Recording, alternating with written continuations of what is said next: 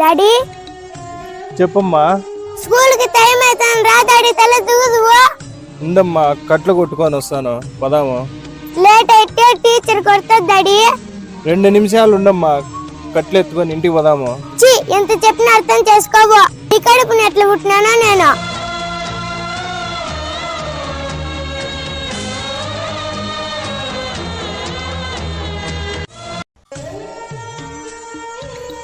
Daddy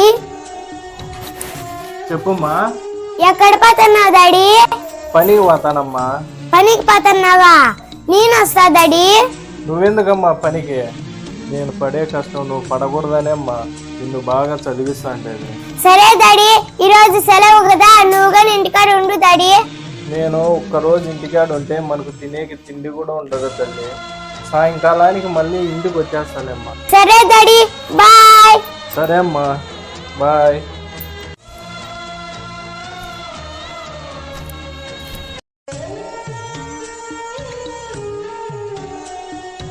daddy చెప్పమ్మా. బట్టలు ఉతుకుమంటే అన్నం తింటున్నావా డాడీ? అన్నం ఆకలి అవుతుందమ్మా, తినేసి కానీ తింటే బట్టలు ఉతుకుతాలే తల్లి.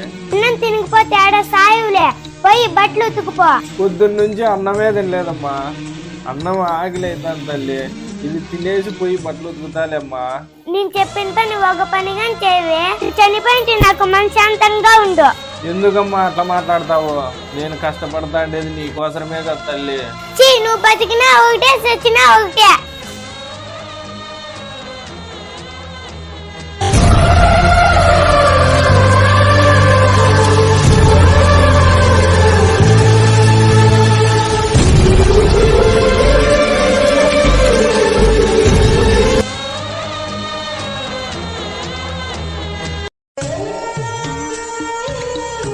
డాడీ చెప్పమ్మా. నన్నందరూ ఎగతాళి చేస్తున్నారు డాడీ. నిన్నెందుకు ఎగతాళి చేస్తున్నారమ్మా? మనము పేదవాళ్ళమని అందరూ ఎగతాళి చేస్తున్నారు డాడీ. మనము పేదవాళ్ళం కాబట్టే కదమ్మా ఎగతాళి చేస్తాండేది. అదే ధనవంతులమైందంటే ఎందుకు ఎగతాళి చేసిందిరమ్మా? పేదవాళ్ళంటే ఎందుకు డాడీ అంత చులుకునా?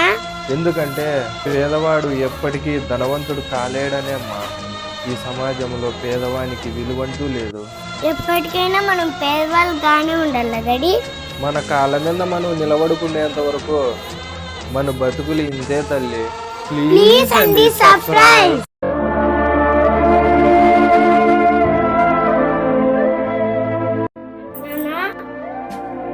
చెప్పమ్మా. అందరూ బడికి పోతున్నారు డాడీ, నన్ను కూడా పంపించు డాడీ బడికి. వాళ్లకు డబ్బులు ఉన్నది కాబట్టి వాళ్ళు పంపిస్తున్నారు తల్లి. నేను కూలి పని చేసానమ్మా, నిన్ను పంపించలేను తల్లి. నేను చదువుకుంటే మన కష్టాలన్నీ తీరిపోతాయి డాడీ, అందుకే డాడీ బడికి పంపించు డాడీ. నేను నిన్నేమో స్కూల్కి పంపిస్తా తల్లి. నువ్వు స్కూల్కి వెళ్తే అక్కడ నన్ను ఎగతాళి చేస్తారు తల్లి. ఎందుకు ఎగతాళి చేస్తారు డాడీ? స్కూల్లోని కూతుర్ని కూడా స్కూల్ పంపించినారని నిన్నందరూ ఎగతాళి చేస్తారు తల్లి.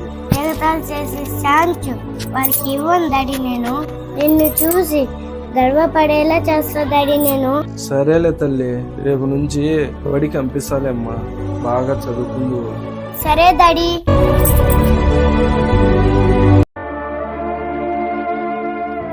డాడీ చెప్పమ్మా. ఈరోజు నేను స్కూల్లో చాక్ పీసులు దొంగతనం చేసిన డాడీ. ఎందుకమ్మా అట్లా పని చేసినావు? ఏం డాడీ?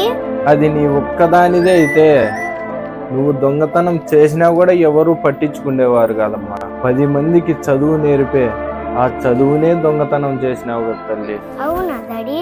నాకు తెలియదు డాడీ. చదువులమ్మా నీ కన్న తల్లి లాంటిదమ్మా. ఈ రోజు నుంచి నా లైఫ్ లో ఎప్పుడైనా ఎక్కడున్నా దొంగతనం చేయను డాడీ. ఎవరైనా నీ కళ్ళ ముందర దొంగతనం చేస్తా అంటే అది తప్పని చెప్పాలి తల్లి. సరే డాడీ, అలాగే.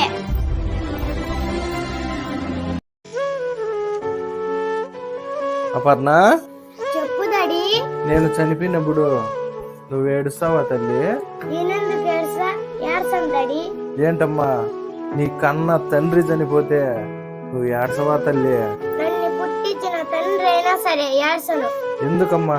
నీకు నేను జన్మనిచ్చిన తండ్రినమ్మా. నీకోసరము నేను ఎన్నో చేసిన తల్లి.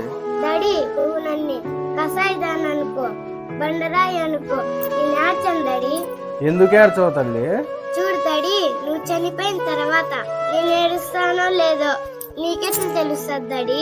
కానీ మీరు బతుకున్నట్లే నీ కంట్లో కన్నీరు రాకన్నా చూసుకునే దమ్మున్న కూతురు డాడీ నేను. సూపర్ తల్లి, లవ్ యూ అమ్మా. డాడీ చెప్పమ్మా. ఏం చేస్తున్నావు డాడీ? బట్టలు ఉతికి ఆరేస్తున్నామ్మా. రేపు నీకు స్కూల్ ఉంది కదా, అందుకే స్కూల్ బట్టలు ఉతుకుతాను తల్లి. నీకెందుకు డాడీ ఈ పనులన్నీ? గమ్మున ఉండొచ్చు కదా. నేను కాకపోతే ఇంకెవరు చేస్తారు తల్లి? మన పని మనమే చేసుకోవాలమ్మా. ఇంకోరి మీద ఆధారపడకూడదు తల్లి. బతికినన్న రోజు మనకు కష్టాలు తప్పవా డాడీ? ఆ దేవుడు మనకు ఏ రాత రాసినాడో తెలియదు కదమ్మా. ఇంకా ఎన్ని కష్టాలు పడాలో తెలియదు కదా తల్లి. ఎందుకంటే డాడీ మనం గుప్పిడి అన్నం కోసం ఎవరంటి తాగి పోం కదా డాడీ. మనం పోయినా పోకపోయినా తల్లి, అందరూ చూసి ఓ మాట చూడకన్నా ఓ మాట అంటారమ్మా. అందుకనే మన పని మనం చేసుకోవడంలో తప్పేం లేదు తల్లి. అవునా డాడీ? అయితే నేను ఎవరిన్లా తాకి పోను డాడీ. మన పని మనమే చేసుకుందాం డాడీ. సరే తల్లి.